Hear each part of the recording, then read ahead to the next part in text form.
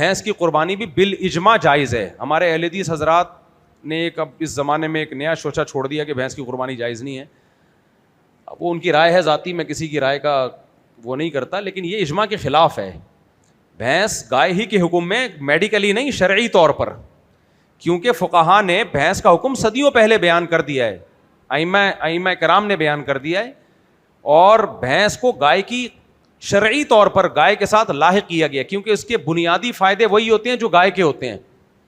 شریعت جو ہے نا ایک ایک چیز کو کان پکڑ کے نہیں بتاتی ہے, انگلی پکڑ کے نہیں. العبرۃ بالامثال من اعتبار الرجال, الاعتبار بالامثال من صنعۃ الرجال. ایک چیز پر دوسری چیز کو قیاس کرنا یہ مردوں کا کام ہوتا ہے. بچوں کو ایک ایک چیز سمجھائی جاتی ہے, یہ نہیں یہ نہیں یہ نہیں, عقل مندوں کے لیے اشارہ کافی ہوتا ہے. تو حضرات فقہا نے دیکھا کہ گائے جو ہے اس کے جو 4 جانور جن کی قربانی کی ہمیں اجازت دی گئی ہے نا, ان میں کامن چیز کیا ہے؟ جگالی کرتے ہیں, گھریلو ہیں, پالتو ہیں, ان کے دودھ اور گوشت سے فائدہ اٹھایا جاتا ہے. یہ 4 جانوروں میں کامن یہ ہے. تو بھینس بھی گائے کی طرح ہی گھریلو بھی ہوتی ہے, دودھ سے فائدہ اٹھایا جاتا ہے, گوشت سے فائدہ اٹھایا جاتا ہے. یہی وجہ ہے کہ گائے کی جو زکوٰۃ کا حکم ہے وہی بھینس کی زکوٰۃ کا بھی وہی حکم ہے. اب ہمارے اہل حدیث حضرات کہتے ہیں بھینس تو نبی کے دور میں تھی نہیں, تو آپ نے بھینس کو گائے پر قیاس کیسے کر لیا؟ یہ ان کی دلیل ہے. دلیل سمجھ میں آ رہی ہے؟ بھینس تو نبی صلی اللہ علیہ وسلم کے زمانے میں ہمیں بھینس کا تذکرہ نہیں ملتا نبی کے, تو جب وہ تھی نہیں تو اس کی قربانی کیسے ہوگی؟ اس کا جواب سمجھو. یہی سوال ہم اہل حدیث بھائیوں سے کہتے ہیں کہ یہ جو موزے جن پر آپ مسح کرتے ہو یہ نبی کے دور میں نہیں پہنے جاتے تھے, ان پہ مسح کو آپ نے کیسے جائز قرار دے دیا؟ یہ جو آپ ساکس پہنتے ہو, آپ کہہ سکتے ہو موزے نبی صلی اللہ علیہ وسلم نے خفین پہ مسح کیا ہے, تو یہ والے موزے اس دور میں تھے نہیں لیکن یہ ان جیسے ہیں, اس لیے ہم کہتے ہیں کہ اس پہ مسح جائز ہے.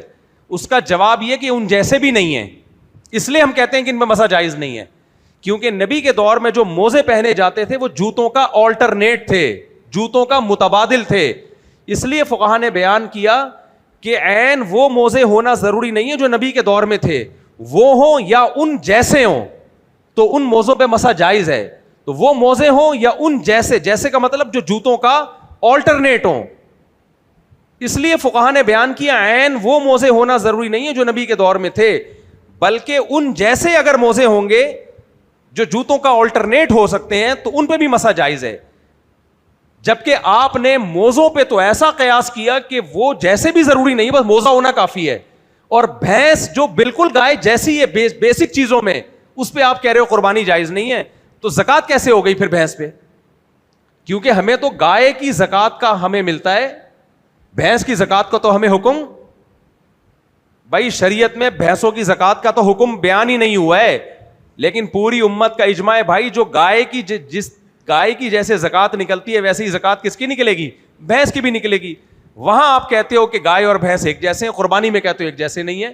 تو اس لیے میں عرض کرتا ہوں کہ اہل حدیث حضرات قابل احترام ہونے کے باوجود ان کے اندر وہ اجتہادی صلاحیت نہیں ہے جو اللہ نے ائمہ کرام کو صلاحیتیں دی تھیں, جو فقہا کو, محدثین کو صلاحیتیں دی تھیں.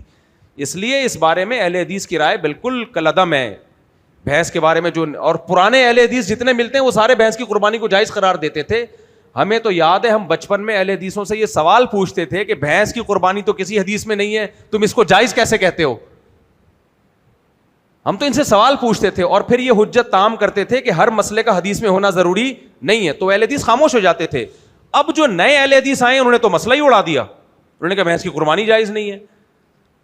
تو ٹھیک ہے, میں مسائل میں شدت نہیں کرنی چاہیے, لیکن ان کی نیت پہ ہمیں شک نہیں ہے. ان کی نیت نبی کی اتباع ہی کی نیت ہے, آپ کی نیت ہے, آپ کے اخلاص پہ بھی ہمیں شک نہیں ہے. آپ کو بھینس کی قربانی ناجائز قرار دے کر آپ کو کیا مفاد اس سے حاصل ہو رہا ہے, آپ کی نیت پہ ہمیں شک نہیں ہے. لیکن میں پبلک کو یہ بتانا چاہتا ہوں کہ اہل حدیث مخلص بھی ہو سکتے ہیں, اہل علم بھی ہو سکتے ہیں, لیکن ان کے اندر وہ تفقہ, وہ بصیرت, جو میں اپنی بات نہیں کر رہا, جو اللہ نے مجتہدین کو دی تھی. میں دیوبندیوں کی بات نہیں کر رہا کہ دیوبندیوں کے اہل حدیث سے مقابلہ یا بریلویوں کا, نہ. جو اللہ نے بصیرت ائمہ مجتہدین کو دی ہے وہ اہل حدیث علماء میں وہ نہیں ہے. تو سب کے سب جائز قرار دیتے آئے ہیں بھینس کی قربانی کو, اور اس کو گائے قرار نہیں دیا ہے, گائے الگ چیز ہے, بھینس الگ چیز ہے. گائے کے ساتھ لاحق کیا, لاحق, یہ قیاس بھی نہیں ہے, الحاق ہے. الحاق الگ چیز ہوتی ہے, قیاس الگ چیز ہوتی ہے. الحاق اور قیاس میں بھی فرق ہے.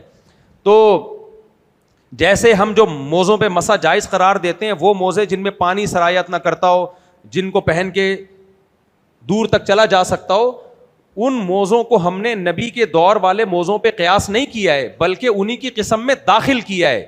حالانکہ یہ وہ والے موزے تھوڑی ہیں. لیکن مثال کے طور پر نبی کے دور میں تو چمڑے کے موزے تھے, ہم کہتے ہیں پلاسٹک کا موزہ, اس پہ بھی مسا جائز ہے.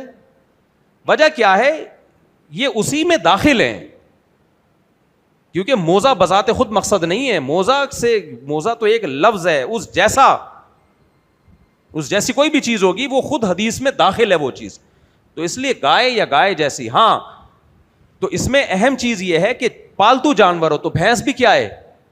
پالتو جانور ہے. تبھی حضرات فقہا نے بیان کیا کہ نیل گائے کی قربانی جائز نہیں, حالانکہ وہ گائے ہے, اس کو کہتے بھی کیا ہے؟ گائے. مگر وہ گائے وحشی گائے ہے, لہذا اس کی قربانی جائز نہیں ہے. ہرن کی قربانی جائز نہیں ہے, حالانکہ وہ بکرے جیسا ہے. لیکن بکرے جیسا اس لیے نہیں ہے کہ بکرا پالتو ہوتا ہے, ہرن پالتو نہیں ہوتا. آپ کہہ سکتے ہو گھر میں پالا ہوا ہرن, گھر میں پالا ہوا وہ تو ایک وقتی ہے نا, اصل تو یہ وحشی جانور ہے.